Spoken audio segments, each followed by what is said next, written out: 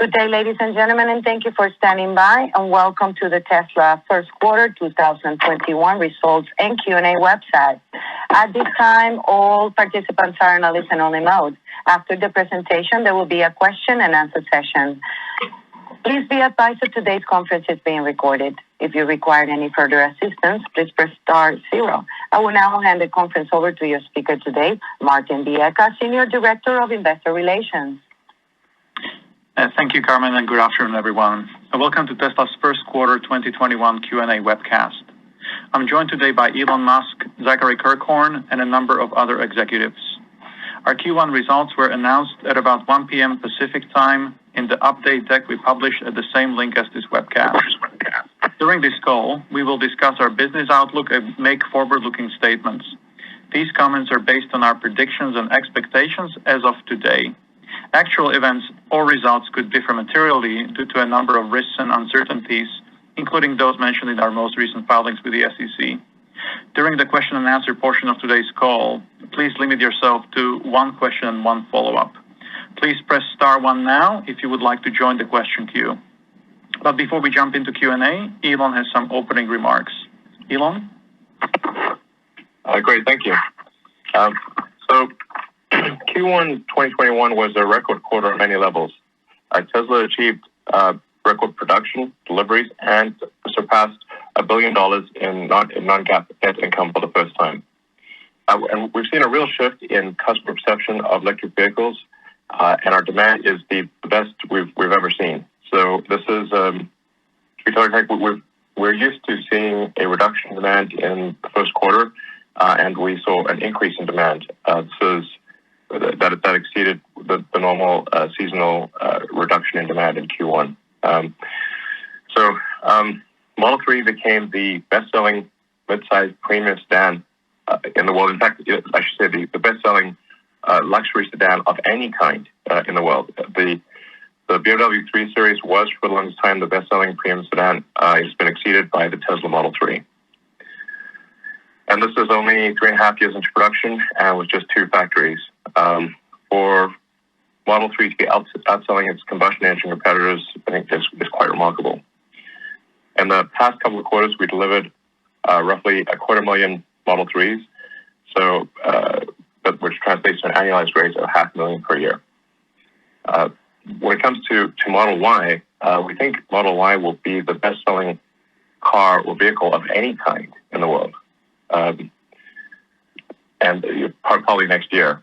So I'm not 100% certain next year, but I think it's quite likely. I'd say more likely than not that in 2022, Model Y is the best-selling car or truck of any kind in the world. And with regard to full self-driving beta continues to make great progress. This is definitely one of the hardest technical problems that exists, that's maybe ever existed. And really, in order to solve it, we basically need to solve a pretty significant part of artificial intelligence, specifically real-world artificial intelligence.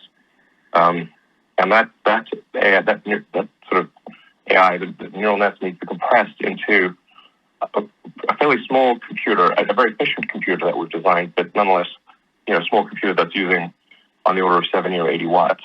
So this is, I think, a much harder problem than if you were to use, say, 10,000 computers in a server room or something like that. This has got to fit into a smallish brain.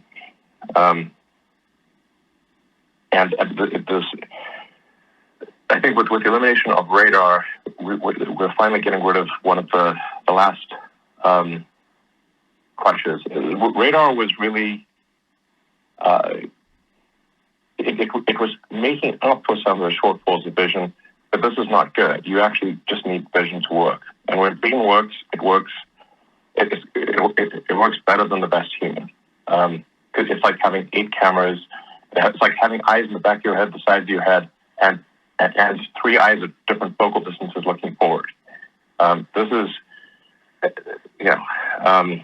and processing it at a speed that is superhuman.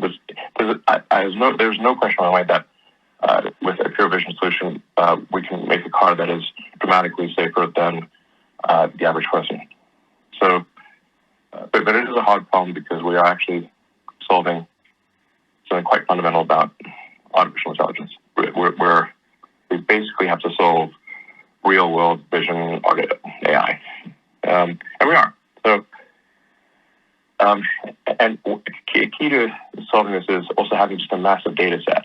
So, just having well over 1 million cars on the road that are collecting data from very sort of corner case rare situations. Sort of like so many weird things in the world, like a truck carrying a truck, or a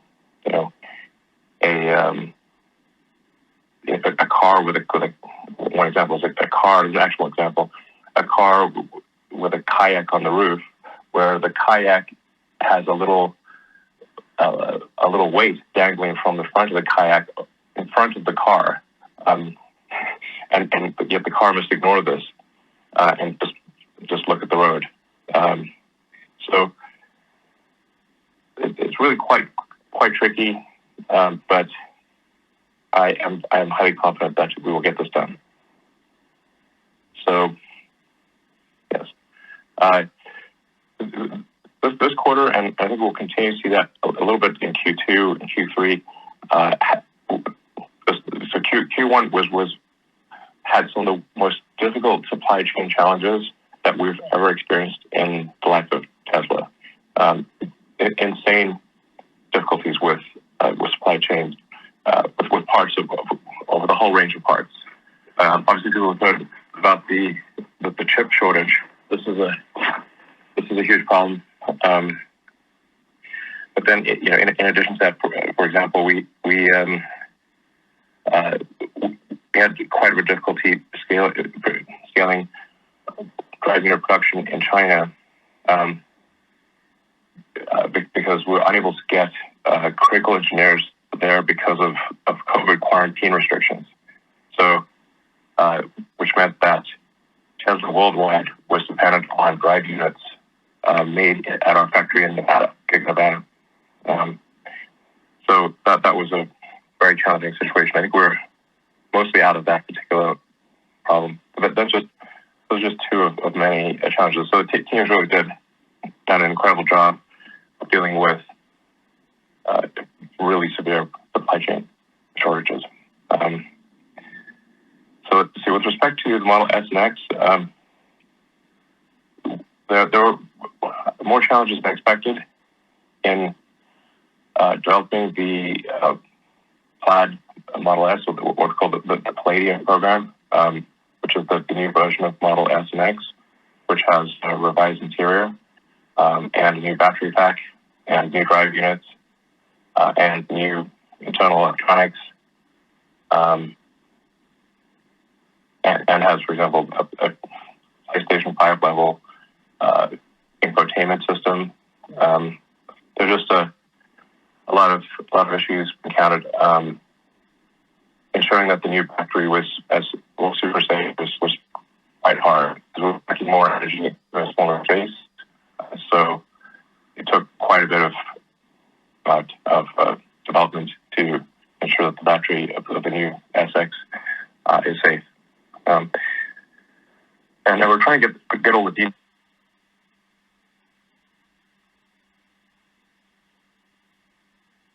in the cars slowly for the past few months, but we're just stacking them up in the yard and just making refinements to the cars that we've built. But we do expect to ramp Model S production and start delivering them probably next month. And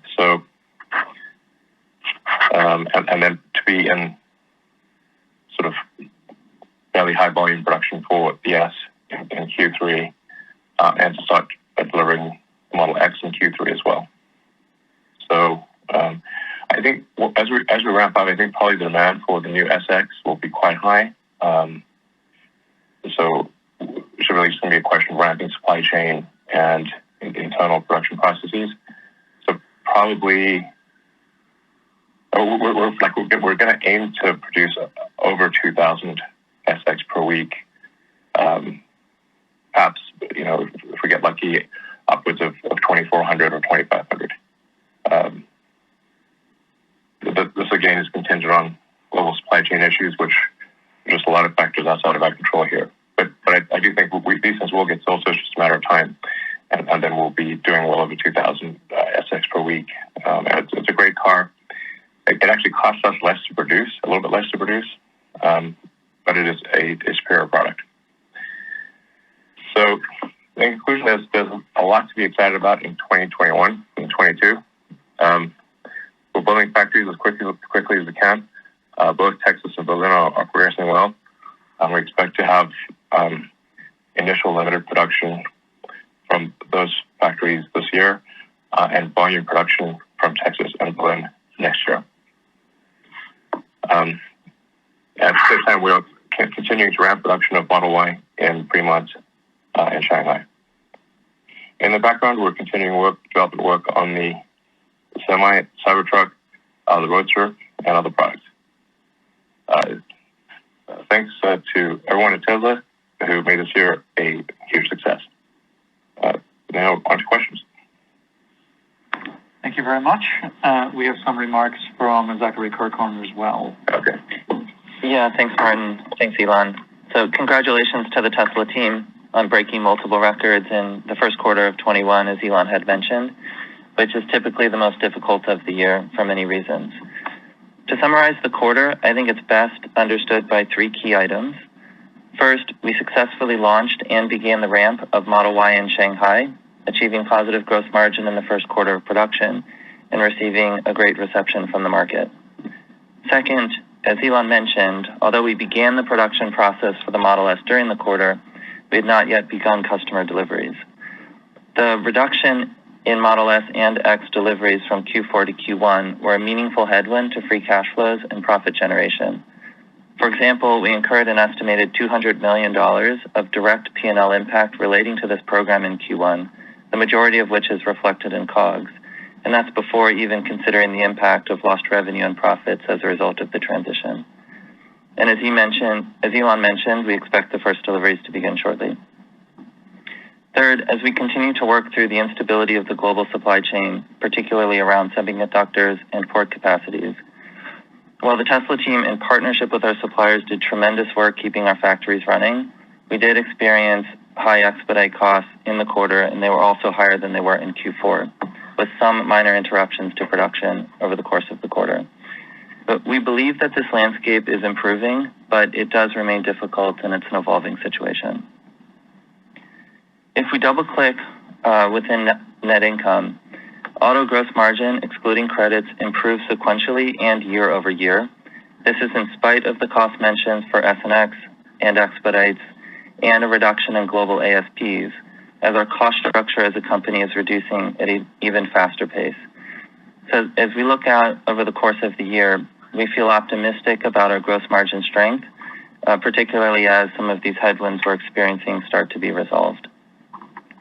On services and other margins, these have recovered and are trending towards profitability, aided by strength in the used car business, operational improvements in service, and additional service revenue opportunities that help absorb fixed overheads. On energy gross margins, these remained negative for a second quarter. This is driven by solar roof-related ramp costs and winter seasonality in the lease PPA business. We continue to manage through a multi-quarter backlog on Powerwall. We're working as fast as we can to increase production, and this will aid in profitability of this business as those volumes increase. On operating expenses, these increased for Q1, which is driven by our investments in technology and growth.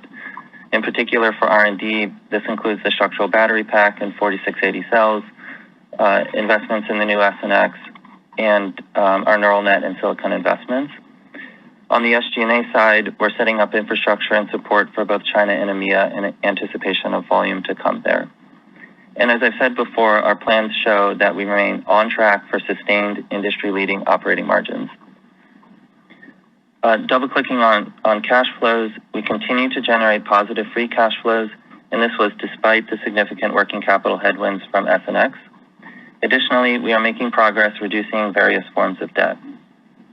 We also invested $1.5 billion in Bitcoin during the quarter, then trimmed our position by 10%, which contributed to a small gain in our Q1 financials. Taking a step back, we've generated $8 billion in operating cash flows and $4 billion in free cash flows over the past 4 quarters. As we look forward, our plans remain unchanged for long-term growth of 50% annually, and we believe we're on track to exceed that this year as we guided to last quarter. Global demand remains meaningfully higher than production levels, and so we're driving as fast as we can to increase our production rates. As we think about Q2 and Q3, these quarters should largely be driven by execution on SNX, as we've discussed, continued ramp of Model Y in Shanghai, and the associated cost reductions of these programs. And we expect profitability and cash generation to evolve over the course of the year in line with those improvements. And then as we get towards the end of the year, our story will pivot towards the launch and ramp of our newest factories in Austin and Berlin. So there's certainly no shortage of exciting things for us to work on and look forward to. Thank you, and we'll open it up for questions. Thank you very much.